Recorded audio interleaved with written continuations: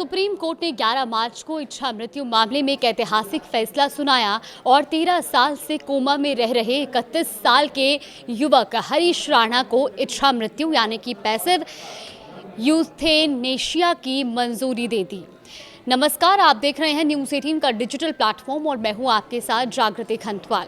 तो हरीश राणा, जिन्हें शायद आज हर कोई जानता होगा क्योंकि वो ऐसे पहले इंसान हैं जिन्हें सुप्रीम कोर्ट ने इच्छा मृत्यु की इजाज़त देती है, लेकिन कभी वो भी आपकी और हमारी तरह बिल्कुल स्वस्थ थे। लेकिन फिर ऐसा क्या हुआ जो आज वो इस हालत में है कि खुद उनके माता पिता ने कोर्ट में हरीश की इच्छा मृत्यु की अपील की थी। चलिए आपको बताते हैं। देखिए, दिल्ली में जन्मे हरीश राणा चंडीगढ़ की पंजाब यूनिवर्सिटी से बीटेक कर रहे थे।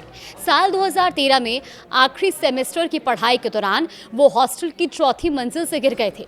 हादसे के बाद उनके पूरे शरीर में लकवा मार गया और कोमा में चले गए थे। तब से ना वो बोल पा रहे थे और ना ही किसी चीज़ को महसूस कर पा रहे थे। डॉक्टरों ने हरीश को क्वाड्रिप्लेजिया नाम की गंभीर बीमारी से पीड़ित बताया और इस स्थिति में मरीज फीडिंग ट्यूब और वेंटिलेटर के सहारे जिंदा रहता है। डॉक्टरों के मुताबिक इसमें ठीक होने की संभावना लगभग ना के बराबर होती है।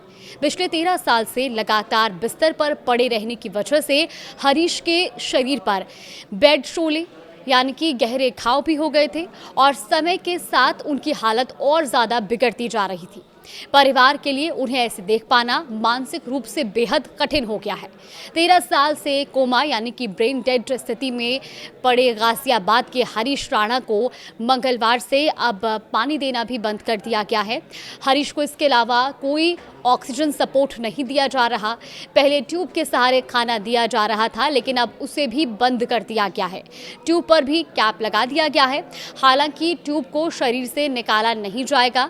दिल्ली एम्स के डॉक्टरों की टीम हरीश की हर नब्ज की मॉनिटरिंग कर रही है और धीरे धीरे हर प्रक्रिया का पालन कर जीवन रक्षक उपकरण हटाने का काम आगे बढ़ा रही है। हालांकि इस बारे में अस्पताल प्रशासन आधिकारिक तौर पर कुछ नहीं कह रहा। दरअसल सुप्रीम कोर्ट ने हरीश को 11 मार्च को इच्छा मृत्यु की इजाजत दी थी। 14 मार्च को हरीश को गाजियाबाद के राजनगर स्थित राज एम्पायर सोसाइटी स्थित घर से एम्स शिफ्ट किया गया था। कोर्ट के निर्देश के मुताबिक 16 मार्च यानी कि सोमवार से पूरी प्रक्रिया शुरू की गई और अब एम्स में उनके फोटो और वीडियो बनाने पर भी पूरी तरह से रोक है। परिवार या कोई और हरीश से अब नहीं मिल सकता। 31 साल के हरीश राणा इस वक्त एम्स में IRCH के पैलिएटिव केयर वार्ड में हैं। यहाँ उन्हें निष्क्रिय इच्छा मृत्यु की इजाज़त देने वाले सुप्रीम कोर्ट के फैसले को लागू करने के लिए पूरा प्रोटोकॉल बनाया गया है। इसके लिए सोमवार को डॉक्टरों की बड़ी मीटिंग हुई और इसमें अलग अलग विभागों के सीनियर डॉक्टर शामिल हुए। इसके बाद देर शाम उन्हें ट्यूब के जरिए खाना नहीं दिया गया। उनका ऑक्सीजन सपोर्ट भी हटा दिया गया। डॉक्टरों ने बताया कि खाना पानी बंद होने के बाद इंसान 1 से 2 हफ्ते ही जीवित रह सकता है। जब हरीश को एम्स ले जाया जा रहा था, उसके ठीक पहले उनके घर ब्रह्म कुमारी लवली पहुंची थी। उन्होंने हरीश के माथे पर चंदन का टीका भी लगाया और साथ ही उनके सर पर हाथ फेरते हुए कहा था कि अब सबको माफ करते हुए और सबसे माफी मांगते हुए अब जाओ। इस दौरान हरीश के परिवार के सभी सदस्यों की आंखें नम हो गई। पिता अशोक ने परिवार के सभी सदस्यों से माफ़ी मांगी थी और कहा था कि ना चाहते हुए भी ये कदम उठाना पड़ा।